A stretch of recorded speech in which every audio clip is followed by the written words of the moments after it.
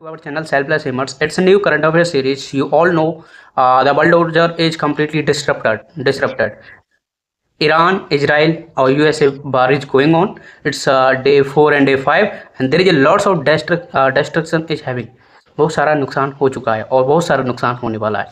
आपके माइंड में बहुत सारे क्वेश्चंस होंगे कि इस बार का एंड क्या होगा, क्या ये बार वर्ल्ड वार 3 में कन्वर्ट होगा, कौन कौन सी वर्ल्ड ऑर्डर इनमें इन्वॉल्व होंगी, कौन कौन सी नहीं होंगी, और अगर ये बार लॉन्ग टर्म चला तो इसका इम्पैक्ट क्या होगा, अगर ये शॉर्ट टर्म चला तो और किस पे इम्पैक्ट होगा, globally, politically, economically and socially इस पर क्या, इसका क्या क्या इम्पैक्ट पड़ेगा।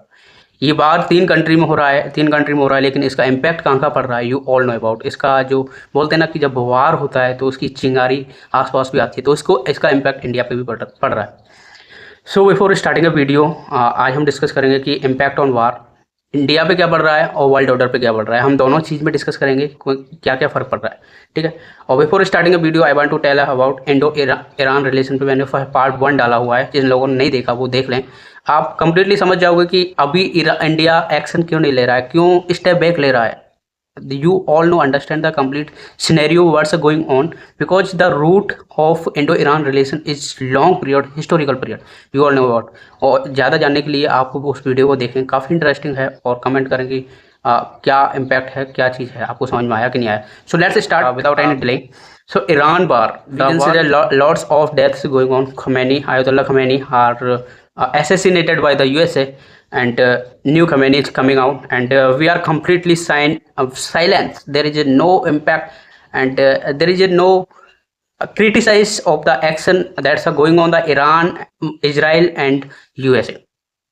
सो इसका जो बोलते हैं ना कि शांति का खामियाजा तो भुगतना पड़ेगा, और वो हम देख रहे हैं। There is a lots of memes are going on the LPG cylinders and so on. It's depend on the democracy of India. Okay, so let's start Iran war का इम्पैक्ट। फर्स्ट इम्पैक्ट आपको पता है LPG cylinder, जो energy gas है, energy gas पे impact आ रहा है, ठीक है। इंडिया की बात करें, इंडिया का 40 to 60% जो ऑयल और एलपीजी गैस है वो स्टेट ऑफ हॉर्मोज से आता है, और जो ईरान ने कम्प्लीटली बंद कर दिया है फिलहाल। और जो अब उसमें कंडीशन ये है कि गवर्नमेंट ने बोला है कि इट्स एसेंशियल कमोडिटीज, और ये पहले हाउस होल्ड के लिए काम आएंगे। हाउस होल्ड मतलब कुकिंग के लिए काम आएंगी। जो कुकिंग के लिए काम आएंगे, जो एलपीजी सिलेंडर कुकिंग्स के लिए जा रहे हैं, हाउस होल्ड के लिए जा रहे हैं, इसका मतलब होटल्स में नहीं जाएंगे तो इसका अनएम्प्लॉयमेंट क्रिएट होगा, काफ़ी ज़्यादा डिस्ट्रप्शन होगा इंडियन इकोनॉमी पे, और there is lots of disruption of the world order also. बात करें स्टेट ऑफ हॉर्मोज की, ये कम्प्लीटली चॉक कर दिया गया है, और 90% एलपीजी यहीं से आ रहा था। एक चीज़ नोटिस करोगे, एक चीज़, one thing I want to tell, एक चीज़ ये है कि हमको कुछ दिख नहीं रहा है। दुनिया हमें दिखा रही है कि ये करो, ये करो। फर्स्ट तारीफ लगाया गया तो हमने डाइवर्सिफाई ऑफ द ट्रेड किया। अब ईरान वार हुआ, ईरान और यूएसए जो है वो वार हुआ।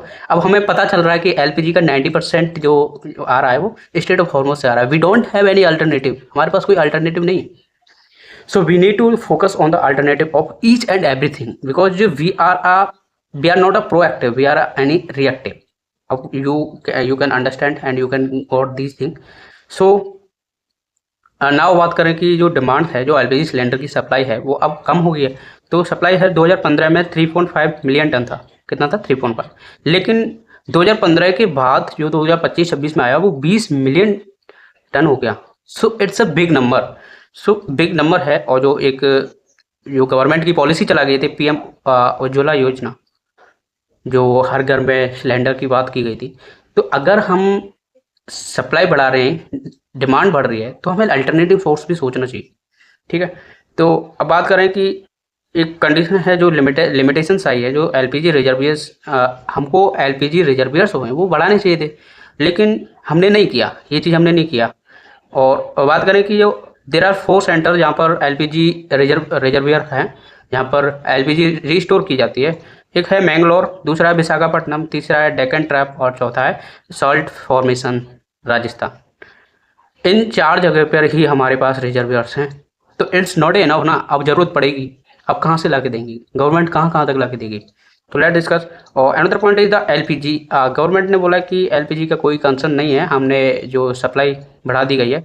तो रिजर्वियर्स, जो डोमेस्टिक ऑयल रिफाइनरीज हैं, और सिलेंडर की होर्डिंग होना स्टार्ट हो गया है, और 25% एलपीजी बढ़ा दी गई है। Do you think it's enough? Enough नहीं है, इट्स नॉट इनफ, ठीक है। तो ये चीज़ है।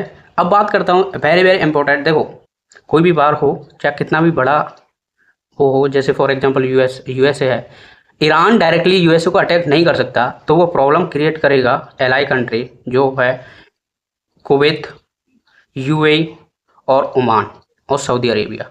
ये 4 कंट्री ऐसे हैं जो यूएस का इस्टेब्लिशमेंट इन 4 कंट्री पे है। अगर ईरान डायरेक्टली यूएसए को अटैक नहीं कर सकता, वो अटैक यहाँ करेगा, और यहाँ करेगा तो देखो क्या क्या नुकसान किया गया है। ईरान ने वाटर डिसैलिनेशन पे अटैक कर दिया गया है। डिसैलिनेशन क्या होता है? वाटर डिसैलिनेशन, जो गल्फ रीजन है, गल्फ रीजन में जितना ज़्यादा ऑयल है ना, वहाँ पर उतना ही ज़्यादा पानी की शॉर्टेज है। तो पानी वहाँ का खारा है, पानी सॉल्टी है, तो सॉल्टी पानी है, तो ईरान ने वाटर डिसैलिटेशन पे अटैक किया है। डिसैलिटेशन का मतलब जो पानी को प्योरीफाई करने की जो मशीन्स होती हैं, वो वहाँ पर एस्टाब्लिशमेंट की गई हैं। अगर वो वहाँ पर अटैक कर देगा, ईरान अटैक कर देगा, तो वाटर की प्रॉब्लम होगी। वाटर की प्रॉब्लम होगी तो इसे बोल सकते हैं वाटर क्राइसिस आ सकती है। ठीक है, एलपीजी की क्राइसिस चल ही रही है, ऑयल की क्राइसिस चल ही रही है, और एक और ऐड हो जाएगा वाटर क्राइसिस। तो कंप्लीटली एक्टिव है ईरान। ईरान एक छोटी सी चीज़ बताऊं मैं आपको, ईरान सीज फायर के लिए रेडी है 2 कंडीशन पे। पहला है, we have to right to made a nuclear weapon, उनकी उसके लिए राइट दो, हक दो कि न्यूक्लियर वेपन बनाना चाहिए। और दूसरा है कि नो मोर अटैक, आगे कोई अटैक नहीं होगा। ये 2 कंडीशन पे ही ईरान समझौता कर सकता है, अदरवाइज नहीं करेगा। और ईरान रेडी है, ईरान इनकी हालत ख़राब कर देगा इन जो 2 दिन। तो ईरान भी है भाई किसी से भी, ऐसा नहीं है कि ईरान कमज़ोर है, ईरान कमज़ोर नहीं है। ईरान की जो मकसद था, जो यूएसए और इजराइल का मकसद था, वो दो पॉइंट थे कि आयतुल्लाह खमैनी को मार देंगे तो सिविल वार हो जाएगा, और दूसरा है कि इनकी इकोनॉमी डिसरप्शन हो जाएगी। इसमें क्या है कि ऑयल और ज़्यादा एक्सपोर्ट होना स्टार्ट हो गया है। और दूसरा, और न्यू 54 ईयर ओल्ड न्यू खमैनी आ चुका है, और वो कम्प्लीटली सोल्जर है, वो इजराइल रिवॉल्यूशनरी पार्टी का सोल्जर है। तो कम्प्लीटली आपको पता है ये कम्प्लीटली डिस्ट्रक्ट ही करेगा एवरीथिंग को। तो बात करते हैं कि जो वाटर क्राइसिस आएगी, और एलपीजी का अल्टरनेटिव है, चलो एलपीजी का अल्टरनेटिव है कि हम लकड़ी जला लेंगे, हम कॉयल जला लेंगे, कोई ना, ऑयल नहीं आएगा, चलो कार नहीं चलेंगे। वाटर का क्या सॉल्यूशन है? वाटर का तो सीधा ह्यूमन लाइफ पे इम्पैक्ट पड़ेगा ना, और ये ह्यूमन लाइफ पे इम्पैक्ट पड़ेगा जब जब नवज जो पर्शियन गल्फ है, जो प्रॉब्लम क्रिएट होगी, वो इम्पैक्ट वो सारा हर जगह पड़ेगा। ठीक है, तो ये है वाटर डिसैलिनेशन पे अटैक होगा।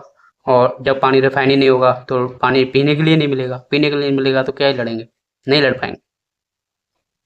ठीक है, so it's going on the situation world war 3, जो आपने बुक में भी पढ़ा होगा, एनसीईआरटी बुक में भी आता है कि थर्ड वर्ल्ड वार होगा तो fire and fire and ice बारी आपने पोएम पढ़ी होगी। या तो पानी के कारण होगा या आग के कारण होगा। आग के कारण मतलब या तो टेम्परेचर बढ़ेगा या फिर वाटर की क्राइसिस आएगी, ये 2 में होगा। तो ये चीज़ है।